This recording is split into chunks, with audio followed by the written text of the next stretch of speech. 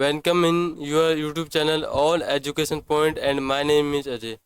तो आज हम इस वीडियो में बात करने वाले हैं जो आपका एग्ज़ाम है BRN 011 का 4 जुलाई 2026 को, जो कि इग्नू द्वारा ऑर्गेनाइज किया जा रहा है। इसके जो मोस्ट इम्पोर्टेंट क्वेश्चन है इस वीडियो में हम वो डिस्कस करेंगे कि BRN 0 के क्या मोस्ट इम्पोर्टेंट क्वेश्चन है। और इसके सब्जेक्ट का नाम है retail operation and store management. तो आगे बढ़ते हैं। इम्पोर्टेंट क्वेश्चन डिस्कस करने से पहले हम बुक की मीनिंग डिस्कस करेंगे कि इसका मतलब क्या होता है बुक का। तो बुक का नाम है retail operation and store management. नाम ही से पता चल रहा है कि रिटेल मतलब कि किसी भी शॉप को चलाने के लिए ऑपरेशन करना होता है, कुछ काम करने पड़ते हैं कि वो शॉप कैसे चले, और स्टोर मतलब कि वो शॉप कैसे मैनेज हो। तो देखते हैं retail operation and store management encompass the daily administrative, मतलब कि जो शॉप में या स्टोर में डेली जो काम होता है, एडमिनिस्ट्रेटिव प्रशासनिक काम होता है, financial and physical activity required to keep a store running smoothly. जो डेली एडमिनिस्ट्रेटिव होता है उसमें फाइनेंशियल हो गया, पैसे से जुड़ी मैनेज करना, पैसे को मैनेज करना कि हिसाब रखना। फिजिकल मतलब कि एडवर्टाइजमेंट करना और सभी सामान को सही जगह रखना। एक्टिविटीज़ जो फिजिकली एक्टिविटीज़ होती है रिटेल या किसी शॉप में, वो करना activity required to keep a store running smoothly. यदि ये हम एक्टिविटी करेंगे, फिजिकल सही से करेंगे और फाइनेंशियल करेंगे, तो जो शॉप है वो आसानी स्मूथली रन करेगा। तो इस बुक में हम यही पढ़ेंगे कि एक शॉप, एक रिटेल स्टोर कैसे चल सकता है, कैसे चलाए कि वो स्मूथली चले, और फाइनेंशियल एक्टिविटी और फिजिकल एक्टिविटी कैसी हो जिससे कि वो स्टोर बिल्कुल सही चले, वो भी आसानी से। इस बुक में हम यही पढ़ने वाले हैं कि स्टोर कैसे मैनेज करते हैं और रिटेल में क्या क्या ऑपरेशन होते हैं। तो आगे बढ़ते हैं।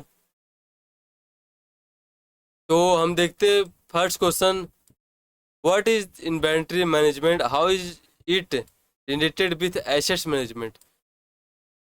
सबसे पहले आप क्वेश्चन को अंडरस्टैंड कीजिए। व्हाट इज इन्वेंट्री मैनेजमेंट आपसे आस्क कर रहा है कि जो इन्वेंट्री मैनेजमेंट है वो क्या है। How is it related with assets management, ये इन्वेंट्री मैनेजमेंट है वो एसेट्स मैनेजमेंट से कैसे जुड़ा है। तो हम बात करते हैं। सबसे पहले हम बात करते हैं इन्वेंट्री मैनेजमेंट क्या है। इन्वेंट्री मैनेजमेंट का मतलब होता है कि जो स्टॉक होता है उसे मैनेज करना। Is the process of tracking, controlling and optimising a company stock such raw material and finish product. Inventory मान लो कि जो रॉ मटेरियल है उसे मैनेज करना कि कब रॉ मटेरियल ख़त्म हो गया तो वापस से मंगाना है, और फिनिश गुड्स कितने हैं बन गया है, कितने वापस बनाने हैं। इसे हम कहते हैं इन्वेंट्री मैनेजमेंट, इन्वेंट्री स्टॉक को मैनेज करना। और हम बात करते हैं इन्वेंट्री मैनेजमेंट की फीचर्स की कि ये जो है ये कैसे डिफरेंस है। तो इसके फीचर्स देखते हैं हम। इस क्वेश्चन में पूछा था इन्वेंट्री मैनेजमेंट क्या है, और पूछा कि एसेट्स मैनेजमेंट से कैसे लगे। तो हम बात करते हैं पहले इसके फीचर्स की। Primary focus, good a company intends to sell consume raw material finish goods. जो इन्वेंट्री मैनेजमेंट के जो फीचर्स है, खास बात है इसकी, वो है प्राइमरी फोकस। मतलब इसका जो प्राइमरी फोकस होता है वो हमेशा रॉ मटेरियल फिनिश गुड्स पर होता है, क्योंकि हम जानते हैं कि जो इन्वेंट्री मैनेजमेंट होता है उसमें रॉ मटेरियल फिनिश गुड्स और बाकी चीज़ों का मैनेजमेंट किया जाता है। इसलिए इसका प्राइमरी फोकस होता है कि रॉ मटेरियल मैनेज करना और फिनिश गुड्स मैनेज करना। और दूसरा है अपना life span, short term constantly entering and living the business.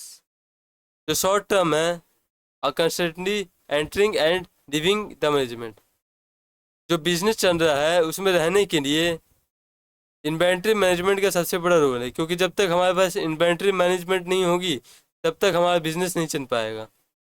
Constantly entering.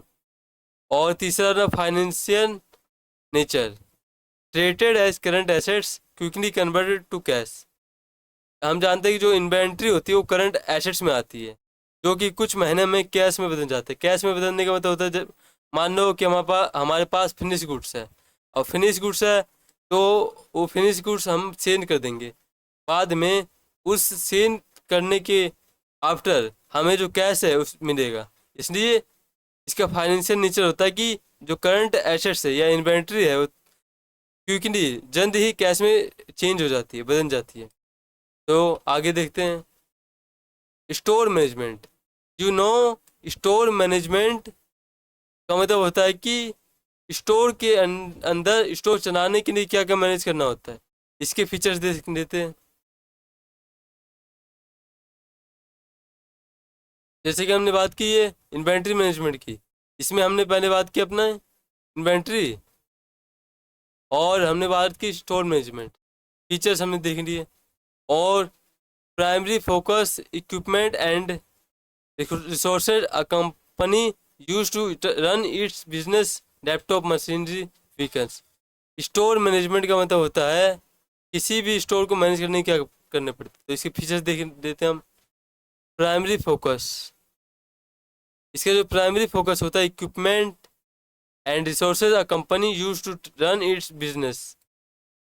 किसी बिजनेस को चलाने के लिए इक्विपमेंट सामान चाहिए होते हैं, रिसोर्सेज संसाधन चाहिए होती है, जिससे हम उस कंपनी को चला सकें। तो स्टोर मैनेजमेंट का ये मतलब होता है कि किसी बिजनेस को चलाने के लिए रिसोर्सेस और इक्विपमेंट की ज़रूरत को ही हम प्राइमरी फोकस कहते हैं। प्राइमरी फोकस का इक्विपमेंट और रिसोर्सेज पर होता है, रिसोर्सेज पर होता है। जब तक किसी कंपनी के पास रिसोर्सेज या इक्विपमेंट नहीं है तब तक वो कोई भी स्टोर मैनेज नहीं कर सकती। तो अपना दूसरा देखते हैं लाइफ स्पैन। जैसे कि हमने उसमें देखा इन्वेंट्री मैनेजमेंट में कि उसमें प्राइमरी फोकस था रॉ मटेरियल मैनेज करना, फिनिश गुड्स मैनेज करना, लेकिन इसमें है अपना इक्विपमेंट रिसोर्सेज मैनेज करना, क्योंकि वो था इन्वेंट्री स्टॉक मैनेज करना। लेकिन है स्टोर जब तक मैनेज होगा, जब तक उसमें सामान इक्विपमेंट ना हो, रिसोर्सेज ना हो, जब तक कोई भी स्टोर मैनेज नहीं हो पाता। लाइफ स्पेन ये लॉन्ग टर्म के लिए, उसमें हमने देखा था कि शॉर्ट टर्म के लिए था वो इन्वेंट्री, लेकिन ये लॉन्ग टर्म के लिए। हम क्वेश्चन में पढ़े थे इन्वेंट्री है वो एसेट्स मैनेजमेंट से कैसे अलग है, तो हम बात कर रहे हैं स्टोर मैनेजमेंट की। एसेट्स मैनेजमेंट से ही जुड़ा है। Keeped and maintain over 7 year. ये जो स्टोर मैनेजमेंट है ये लॉन्ग टर्म के लिए, मतलब कि 1 साल से ज़्यादा के लिए होता है, और वो 1 साल से कम के लिए होता है। Keep the maintained over 7 year, कई सालों तक इसे मेंटेन किया जाता है। और इसकी फाइनेंशियल नेचर है direct as fixed assets depreciate over time. उसमें था कि जो करंट एसेट्स था उसमें, और वो क्विकली कैश में कन्वर्ट हो जाता है। लेकिन ये है अपना स्टोर मैनेजमेंट जिसमें ट्रेटेड एज फिक्स्ड एसेट्स, ऐसे एसेट्स जो 1 साल से ज़्यादा तक चले। लेकिन जो ये एसेट्स होते हैं फिक्स एसेट्स जिसमें मशीनरी आ गई, तो इसमें जो होता है डेप्रिसिएशन लगता है, मतलब कि हर साल में इसकी वैल्यू कम हो जाती है। लेकिन उसमें था कि सीधे 3-4 महीने में कैश में कन्वर्ट हो जाएगा इन्वेंट्री। लेकिन यह फिक्स एसेट्स है जो कई सालों के लिए होता है, इसमें केवल डेप्रिसिएशन लगता है ओवर टाइम आने पर। मतलब कि 1 साल हो गया तो इस पर इतना डेप्रिसिएशन लगाएंगे। डेप्रिसिएशन का मतलब होता है कि उसकी प्राइस या उसकी वैल्यू में कमी। और हाउ दे आर रिलेटेड, अब बात करते हैं कि एसेट्स मैनेजमेंट और इन्वेंट्री मैनेजमेंट कैसे एक दूसरे से जुड़े हैं। ये तो हमने देखने स्टोर मैनेजमेंट मतलब कि एसेट्स मैनेजमेंट, और हाउ दे आर रिलेटेड कैसे ही जुड़ा आपस में। इन्वेंट्री सब कैटेगरी, हम सब जानते हैं कि जो बैलेंस शीट होती है, बैलेंस शीट उसमें जो एसेट्स होते हैं, इन्वेंट्री सब कैटेगरी मतलब करंट एसेट्स में इन्वेंट्री आती है on a company balance sheet. Inventory technically जो है वो करंट एसेट्स के अंदर आता है, जो कि एक एसेट्स का पार्ट है। बैलेंस शीट में हम दिखाते हैं कि एसेट्स और लाइबिलिटी होती है, एसेट्स में दो पार्ट होते हैं, करंट एसेट्स और नॉन करंट एसेट्स। करंट जो एक साल से कम की नहीं हो और नॉन करंट जो एक साल से ज़्यादा की नहीं हो। इसलिए इन दोनों से जुड़ा है एसेट्स मैनेजमेंट और इन्वेंट्री मैनेजमेंट, इसलिए जुड़ा है क्योंकि जो एसेट्स मैनेजमेंट होता है वो इन्वेंट्री मैनेजमेंट का एक पार्ट होता है। एसेट्स मैनेजमेंट मतलब कि एसेट्स को मैनेज करना, लेकिन एसेट्स मैनेजमेंट के अंदर एक पार्ट होता है इन्वेंट्री मैनेजमेंट, इसलिए ये आपस में जुड़ा है। और share objective, both system aim to maximize efficiency, reduce financial waste, prevent loss and make the most of an organization resources। इन दोनों का जो ऑब्जेक्टिव होता है, चाहे इन्वेंट्री मैनेजमेंट या एसेट्स मैनेजमेंट हो, इसका जो ऑब्जेक्टिव होता है ये दोनों शेयर करते हैं, क्योंकि इनका एम होता है इफिशिएंसी, रेड्यूस फाइनेंशियल वेस्ट, जो फाइनेंशियल वेस्ट हो रहा है उन्हें रेड्यूस करना और लॉस को सुधारना, प्रिवेंट करना and make the most and organisation resources, जो ऑर्गेनाइजेशन रिसोर्सेस है उसे बनाना। आगे बढ़ते हैं और हम डिस्कस करते हैं second question. What saying in this question, मतलब इस क्वेश्चन में क्या कह रहा है। Write a short note on retail fixture. You know this question always come in exam, मतलब कि ये क्वेश्चन हर बार एग्जाम में रिपीट होता है कि आप किसी भी टॉपिक पर नोट राइट करें। ये हर साल हर सब्जेक्ट में ये रिपीट होता है, 20 नंबर में आता है क्वेश्चन। किसी भी दो टॉपिक पर राइट शॉर्ट नोट लिखें। और ये अपना दूसरा कस्टमर रिलेशंस मैनेजमेंट। तो हम देखते हैं पहले रिटेन फिक्चर। रिटेन फिक्चर का क्या मतलब होता है। रिटेन फिक्चर और स्टोर फिक्चर। रिटेन फिक्चर को हम स्टोर फिक्चर भी कहते हैं। comprise on the furniture racks, display cases and modular units required to store and showcase product on the scene। जो स्टोर फिक्चर का मतलब होता है कि किसी भी स्टोर में जो सामान बेचा जाता है वो बेचने का क्या तरीका है। जैसे कि आप जानते हो, आप किसी भी शॉप में जाओगे तो वहाँ डिस्प्ले होगा, वहाँ पे सामान रखा होगा, वहाँ एकदम ऐसा लगेगा कि आप कुछ खरीद लो, सामान को एकदम डिस्प्ले ही किया जाएगा, सामान को जो भी सामान है उसे बाहर एकदम सही से रखा जाएगा। And modular units required to store and showcase product on the sale. जो रिटेल फिक्चर है वो सेल के लिए बहुत ही रिक्वायर होता है, क्योंकि जब तक किसी भी रिटेल में फिक्चर नहीं होगा, उनका पूरा स्ट्रेटजी नहीं होगी कैसे हम सामान को बेचें, जब तक सेल नहीं होता। इसलिए जो सेल होता है वो रिटेल फिक्चर को रिक्वायर्ड करता है। रिटेल फिक्चर का मतलब इतना ही है कि किसी भी सामान को बेचने के लिए एक बनाई गई योजना या फिर प्लानिंग को ही हम रिटेल फिक्चर कहते हैं। और इससे क्या हम देख लेते हैं फ्लोर कोर फंक्शन। इसके जो फंक्शंस है वो देख लेते हैं हम। दे आर, इसके जो ये है वो देख लेते हैं। They are organise merchandise highlight keys product encourage browsing to maximise sale conversation. जो प्रोडक्ट है उन्हें floor core function product and encourage browsing to maximise sale conversation. जो प्रोडक्ट है उसे डिस्प्ले में लगाना रिटेल फिक्चर के माध्यम से, मीडियम से, और सेल को बढ़ाना। जब तक हम रिटेल फिक्चर नहीं बनाते जब तक कोई भी सेल नहीं बढ़ता।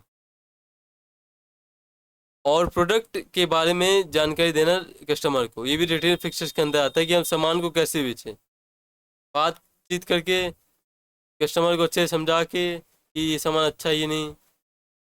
और ये अपना दूसरा देखते हैं कॉमन टाइप। कॉमन टाइप का मतलब होता है कि इसका एक कॉमन टाइप होता है include front desk standing display towers net wands mannequins checkout counters and dump bins. तो रिटेल फिक्चर होता है कि हम सामान कैसे बेचें। तो हर दुकान में आपने देखा होगा कि जो फ्रेश या फिर जो सामान होता है, गुड्स होते हैं या प्रोडक्ट होता है, वो एक जगह रखा होता है जिससे कि कस्टमर उसे देख सकता है और उसे खरीद सकता है अपने चॉइस के अकॉर्डिंग। चेकआउट काउंटर्स मतलब कि जब सामान कस्टमर खरीद लेता है उसके बाद जब वो चेकआउट करता है तो वहाँ पर उस कस्टमर को उस प्रोडक्ट का बिन दिया जाता है और एंड डब बिन्स। इसका मतलब है कि एक सामान खरीदने से उसे चेकआउट करना, मतलब बिल देना, ये पूरा एक प्रोसेस है रिटेल फिक्चर के अंदर।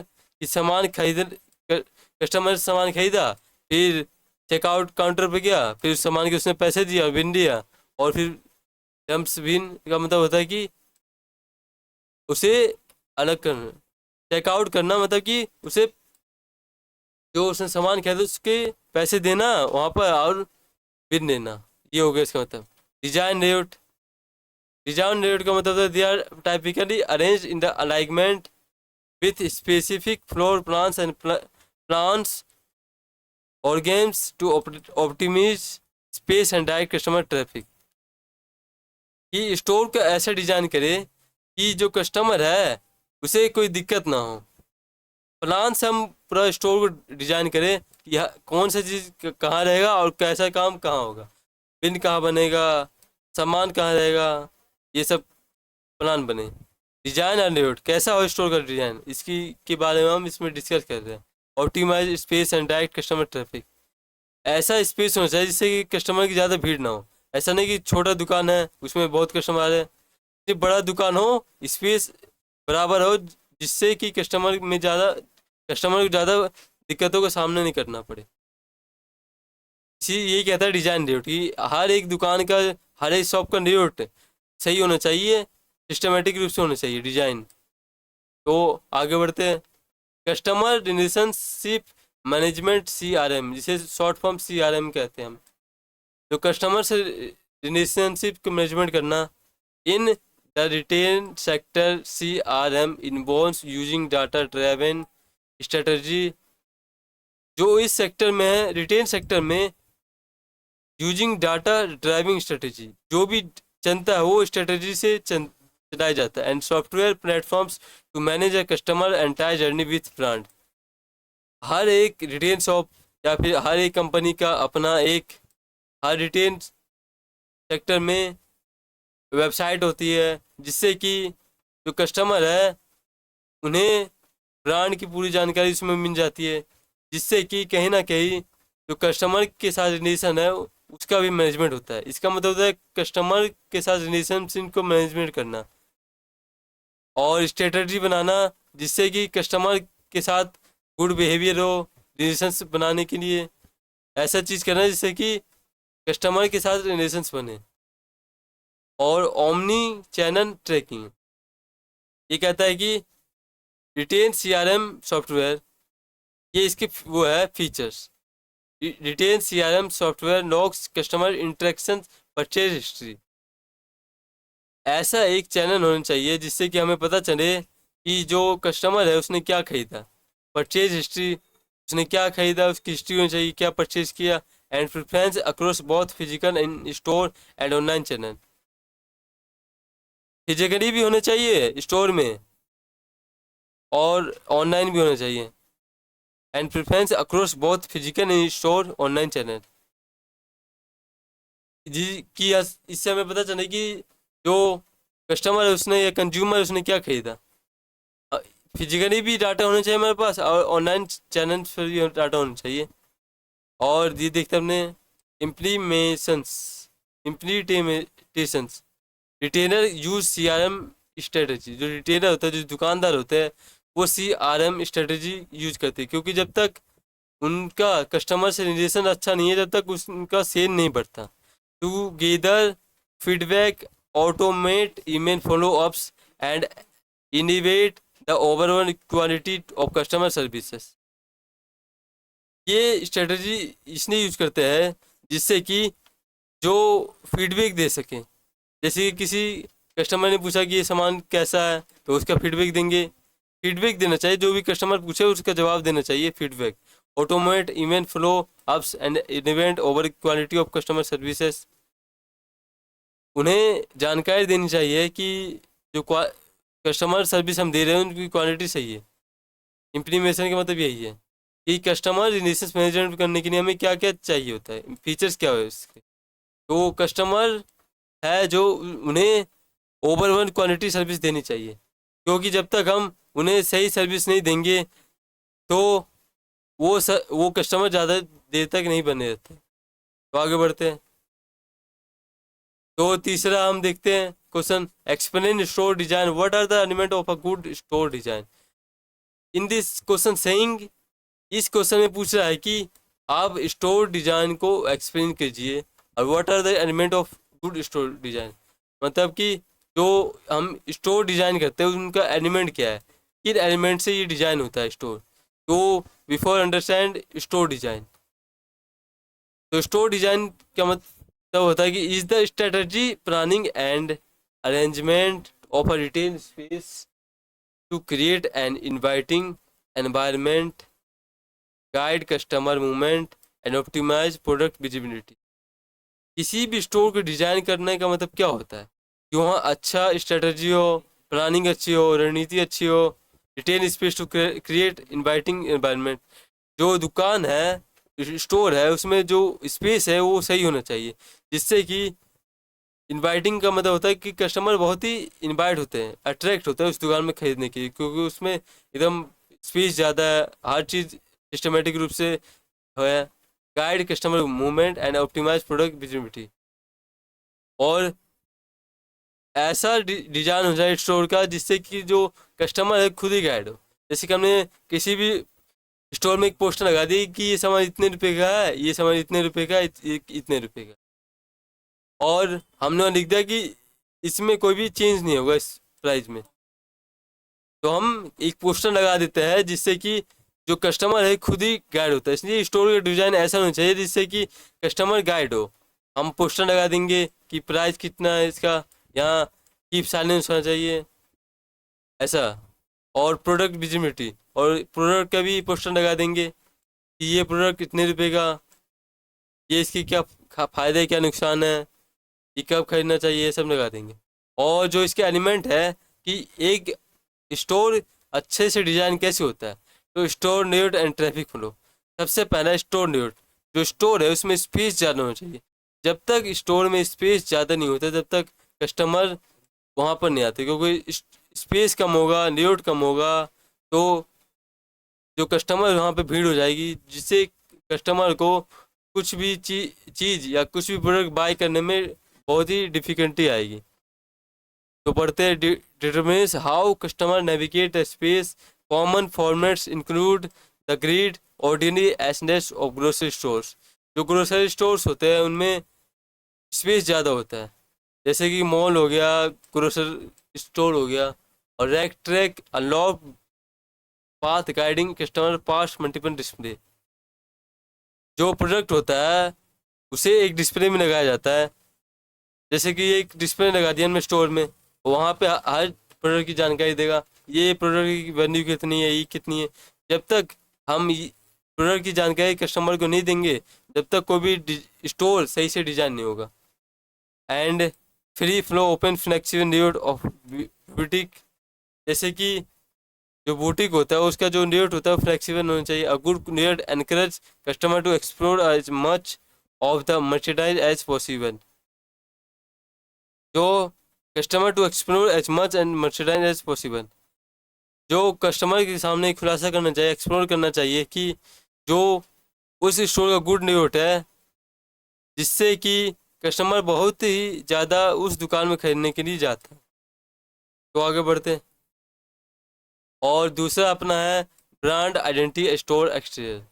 Eight the exterior and signage make the Christian first impression inside and out.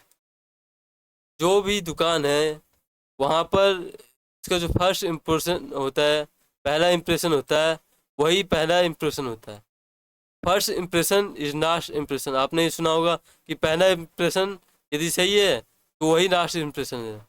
And out the design must reflect your brand, मतलब कि स्टोर ऐसा डिजाइन होना चाहिए जिससे कि जो कस्टमर है उन्हें ब्रांड के बारे में अपने आप जानकारी मिले, उन्हें ज़्यादा डिफ़िकल्टी का फेस नहीं करना पड़े, डिफ़िकल्टी को फेस ना करना पड़े। Mission targets demography through consider logos colours and messaging, कि ऐसा स्टोर मैनेज हो जहाँ पर ब्रांड की आइडेंटिटी आसान से हो सके। जैसे कि किसी ब्रांड पर लोगो लगा है, वहाँ नाम लिखा है कि ये ब्रांड का नाम ये है, इसके प्राइस ये है, कलर्स अलग होने चाहिए, ये ब्रांड का में ये कलर होगा पैकेजिंग में, और मैसेज अलग होना चाहिए।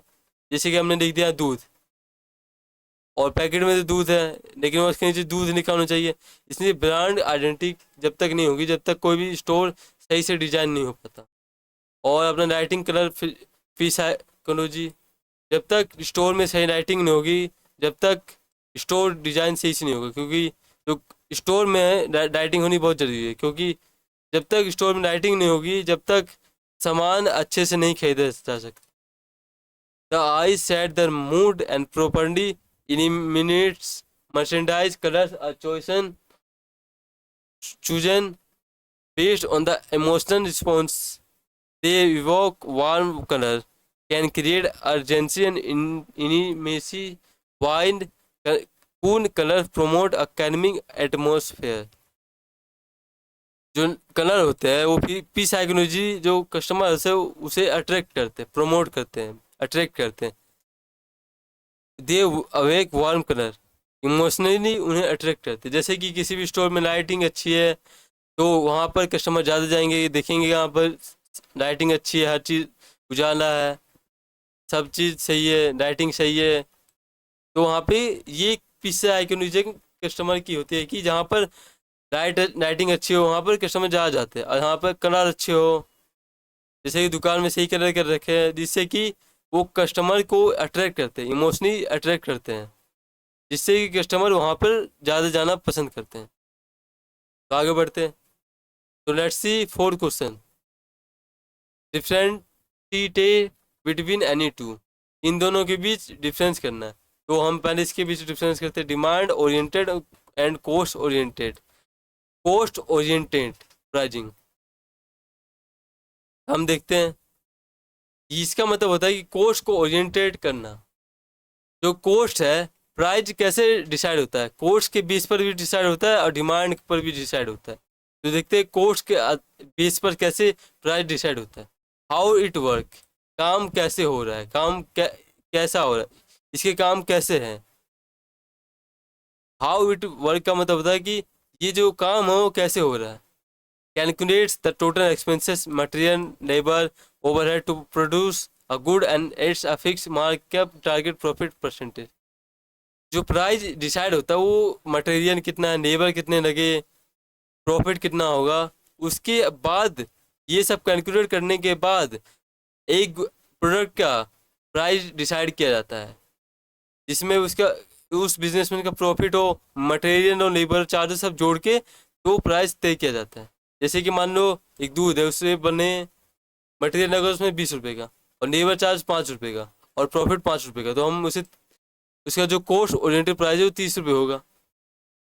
और core focus internal metrics specifically supply cost production expansion break even point. जो सप्लाई कर रहे हैं, प्रोडक्शन में जो खर्चे आ रहे हैं वो उसे जोड़कर, और जो सप्लाई कॉस्ट जो हम सप्लाई कर रहे हैं वो उसे जोड़कर, इंटरनल ये मैट्रिक्स है जो कंपनी के अंदर होती है, सप्लाई करने का पैसा, ट्रांसपोर्टेशन, प्रोडक्शन में क्या एक्सपेंसेस है, ब्रेक इवेंट पॉइंट क्या क्या लगा हर चीज़ पर, कोस्ट सप्लाई जो कर उसमें कोस्ट कितने आ रहे हैं, प्रोडक्शन में एक्सपेंसेस कितने आ रहे हैं, इसके बेस पर भी जो प्राइस है वो डिसाइड होता है हर प्रोडक्ट का।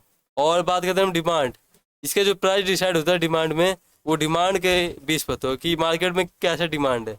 यदि डिमांड हाई है तो प्राइस भी हाई होगा, डिमांड कम है तो प्राइस भी कम होगा। हाउ इट वर्क, ये कैसे काम करता है। को गेज व्हाट वायर are willing to pay and establish a price that capture maximize value independent of production cost. कि वो जो प्रोडक्ट है उसका वैल्यू कितना बढ़ा सकता है। यही कहता है कि जो डिमांड है, मार्केट में डिमांड चल रहा है, वो इस बात पर डिपेंड करता है कि जो प्रोडक्शन कॉस्ट है वो सही है, मतलब कि जो डिमांड होता है डिमांड पर ही काम करता है। हाउ इट वर्क मतलब कि जब ज़्यादा डिमांड होगी तो प्रोडक्ट बिकेगा, जब कम होगी तो नहीं बिकेगा। कम पैसा में बिकेगा, ज़्यादा होगी ज़्यादा पैसे में बिकेगा, कम होगी तो कम प्राइस पे सेल होगा। और दूसरा core focus, external market dynamics, customer preference, buying behaviour and perceive value.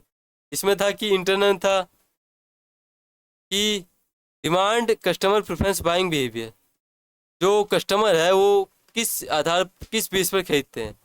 इसमें हमने देखा कि ये कैलकुलेट किया जाता है, इसमें एक्सपेंसेस कितनी एक्सपेंसेस है कि उसके बेस पर प्राइस डिसाइड होता है। लेकिन इसमें जो होता है कि जो बायर है उसके विलिंग टू पे establish price capture maximum value independent of production cost. जो प्रोडक्शन कॉस्ट है इंडिपेंडेंट कितना है, मैक्सिमम वैल्यू इसकी कितनी हो सकती है, इसमें डिमांड आता है और इसमें आता है कि हम जोड़ते हैं कितना प्राइस।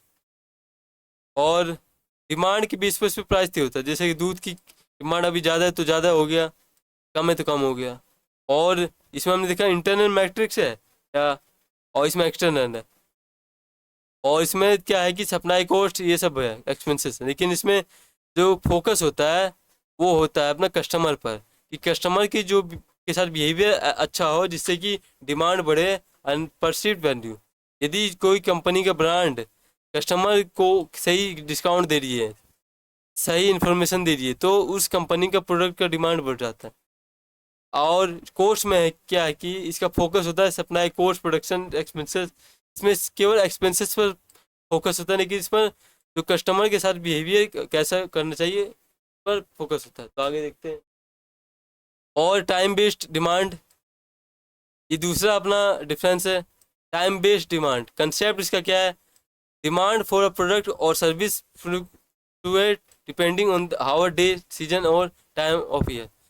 जो कई प्रोडक्ट है जो सीजन पर डिपेंड करते हैं। जैसे कि अभी आम का सीज़न चल रहा है, मैंगो का सीज़न चल रहा है, तो मैंगो के सीज़न में अलग प्राइस होता है। और यदि वही सीज़न बदल जाए तो प्राइस अलग हो सकता है। इसलिए ये डिमांड होता है, वो डिमांड होता है टाइम बेस पर। जैसे कि किसी दिन ज़्यादा कोई प्रोडक्ट चल रहा है तो वो day season time of year, ये डिमांड आवर डे सीजन पर डिपेंड करता है। मान लो कि आइसक्रीम है, आइसक्रीम का डिमांड अभी है गर्मी में, समर में, लेकिन ठंडी में इसकी डिमांड नहीं है। इसलिए इसके जो प्राइस है वो डिमांड या सीजन के अकॉर्डिंग तय किया जाता है, डिसाइड किया जाता है। और कंज्यूमर बिहेवियर का मतलब होता है कि buyer alter their consumption habits based on specific timing. कई बार जो लोग होते हैं वो एक फिक्स टाइम पर ही वो चीज़ खरीदते हैं। जैसे कि मान लो कोई फेस्टिवल आ गया, जैसे कि दिवाली आ गई, तो उसमें जो कस्टमर होते हैं वो खरीदते हैं रोबोट, पटाखे, ये सब खरीदते हैं, दिए ये सब खरीदते हैं। तो ये कंज्यूमर बिहेवियर है, कंज्यूमर का ही बिहेवियर है कि जब स्पेसिफिक टाइमिंग हो, जैसे दिवाली में हम पटाखे खरीदते हैं तो स्पेसिफिक टाइमिंग है, इसलिए टाइम बेस्ड का कंसेप्ट कहता है और कंज्यूमर के बिहेवियर ही कहता है। और प्लेस बेस्ड, इसमें हम टाइम बेस्ड की एक टाइम बेस्ड होता है जिस पर कि डिमांड डिपेंड करती है कि इसी समय डिमांड होगा। जैसे कि गर्मी में आइसक्रीम का ज़्यादा डिमांड होता है, और दिवाली में पटाखों, स्वीट्स का ज़्यादा, क्रैकर्स का ज़्यादा डिमांड होता है। और प्लेस बेस्ड में डिमांड में क्या है, जैसे concept demand for a product और service creative depending on the hour day season on of the year. ये भी सीजन और ईयर पर डिपेंड करता है। प्लेस बेस्ड डिमांड का मतलब होता है कि ऐसा डिमांड जो प्लेस बेस्ड हो, जैसे किसी मंदिर के पास तो वो फ्लावर्स ज़्यादा बिकेंगे। और इसका कंसेप्ट यही कहता है कि किसी मंदिर या किसी भी टेम्पल के पास फ्लावर ज़्यादा बिकते हैं, प्लेस के बेस पर यहाँ डिमांड होता है। जैसे कि मान लो इंडिया में इस कोई चीज़ जैसे फ्रूट, वाटरमेलन, ये सब ज़्यादा बिकते हैं, तो ये प्लेस बेस्ड डिमांड है कि प्लेस पर ही डिमांड होती है।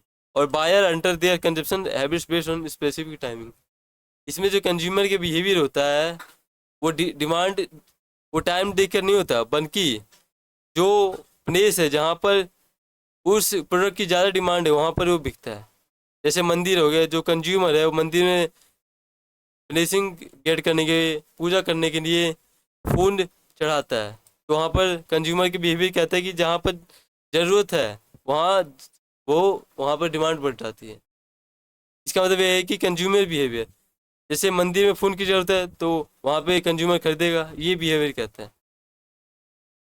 और अपना बात करते हैं पांचवा question, why is human resources planning important in the retail industry, discuss the process of human resources planning. जो इसका मतलब समझिए, जो वाई ह्यूमन रिसोर्सेज प्लानिंग, जो HR प्लानिंग है वो क्या है? ह्यूमन रिसोर्सेज, ह्यूमन रिसोर्सेज को एकदम मैनेज करना, वो क्या है? Important in the retail industry, discuss. इसका जो रिटेल इंडस्ट्री है उसमें क्या इंपॉर्टेंट है? Discuss the process human resources planning. तो हम बात करते हैं HRP क्या है। Human resources planning is the continuous process of aligning an organisation workforce with its long term business goals. किसी भी गोल्स को, लॉन्ग टर्म गोल को अचीव करने के लिए ये चलाया जाता है। कंटिन्यूस प्रोसेस है, किसी भी लॉन्ग टर्म गोल को चलाया जाता है अचीव करने, बिजनेस गोल को। In retail it ensure the right number of skilled employees they are available to handle season speaks, optimise customer services and minimise labour cost. ये जो ह्यूमन रिसोर्स प्लानिंग है ये इसलिए बनाई जाती है जिससे कि हम लेबर कॉस्ट को कम कर सके और कस्टमर सर्विस को ज़्यादा बढ़ा सके, जिससे कि हर रिटेलर ये प्लानिंग करता है। HR डिपार्ट होता है जिसके अंदर ये प्लानिंग की जाती है कि जो ह्यूमन रिसोर्सेज हम कैसे यूज करें। लेबर कॉस्ट हो गया, उसे कम कैसे करें। जैसे कि मान लो एक आदमी 8 घंटे में 10 प्रोडक्ट बनाता है, यदि उस आदमी को हम 8 घंटे में 12 प्रोडक्ट बनाने के लिए क्या है, तो जिससे कि लेबर का कॉस्ट कम हो जाता है। कॉस्ट तो एक ही लग रहा है लेबर पर, वो 500 ही रुपये ले रहा है लेकिन ज़्यादा बनाता है। तो ह्यूमन रिसोर्सेज प्लानिंग में होता है कि जो कॉस्ट है उसे कम करना, ह्यूमन रिसोर्सेज को मैनेज करना। और इसकी जो प्रोसेस है, the standard process to aligning staffing with business goals involves the following steps. पहला इसका है प्रोसेस एनालाइजिंग ऑब्जेक्टिव। जो हमारा ऑब्जेक्टिव है उसे एनालाइज करना कि क्या हमारा गोल्स क्या है, क्या हमें अचीव करना है। तो अलाइंग HR goals with broader business plans, जैसे कि स्टोर एक्सपेंसेस, लॉन्चिंग कॉमर्स और न्यू सेल कैंपेन। मतलब कि स्टोर का एक्सपेंसेस कैसा हो, लॉन्चिंग कॉमर्स, क्या हम लॉन्च करें क्या लॉन्च ना करें, न्यू सेल्स कैंपेन। कैंपेन का मतलब एक योजना चलाना, मतलब कि एक अभियान चलाना कि नया सेल क्या क्या हो रहा है। इसका मतलब ये है कि हम ऑब्जेक्टिव को पहले एनालाइज करते हैं HRP में, ह्यूमन रिसोर्सेज प्लानिंग में। जब तक हम ऑब्जेक्टिव एनालाइज करते हैं, ये फर्स्ट प्रोसेस है, इसके बाद ही सारा प्रोसेस होता है। इसका मतलब होता है कि ऑब्जेक्टिव क्या है उसे एनालाइज करना। और दूसरा है अपना असाइनिंग करंट इन्वेंट्री, जो हमारे पास स्टॉक है वो असाइन करना।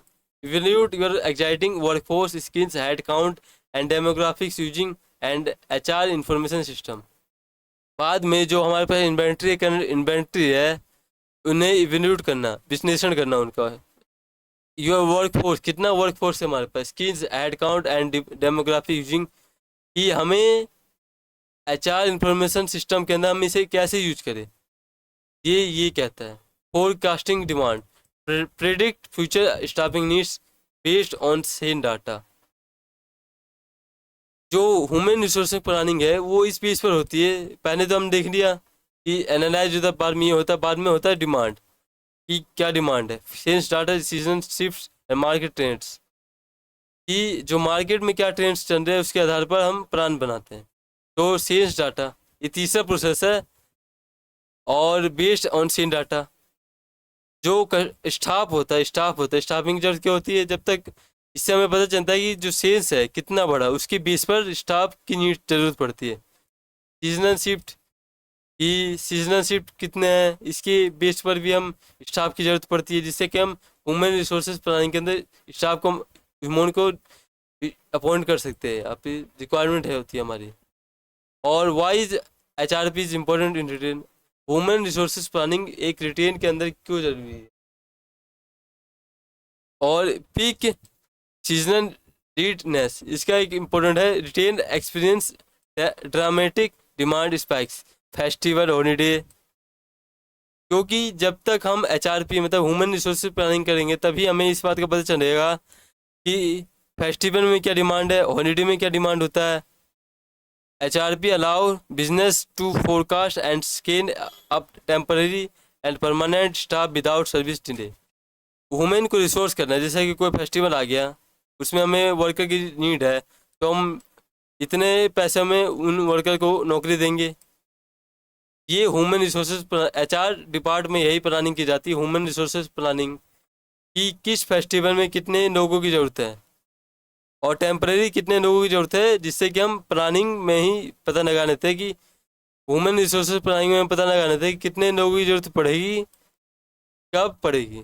और हम कॉस्ट इफिशिएंसी के देखते हैं कि it optimise staffing level, minimising both understanding under staffing, lost sales and over staffing unnecessary labor expenses. इस प्लानिंग के अंडर कि कितने लेबर की ज़रूरत है और कितने ऐसे ही है, क्योंकि कई जगह लेबर की ज़रूरत 5 होती है लेकिन 6 नगर होते हैं। जो ह्यूमन रिसोर्स प्लानिंग के अंदर एक लेबर को हटा दिया जाता है, जिससे कि जो इफिशिएंसी वो कम बढ़े और over staffing unnecessary labour expenses घटे, यही कहता है। तो आज का था हमारी वीडियो। यदि आप हमारे चैनल पर न्यू हैं तो चैनल को सब्सक्राइब करें और एक प्यार से कमेंट करें, और यदि आपको ये वीडियो अच्छा लगा तो लाइक करें। तो थैंक्स फॉर वॉचिंग।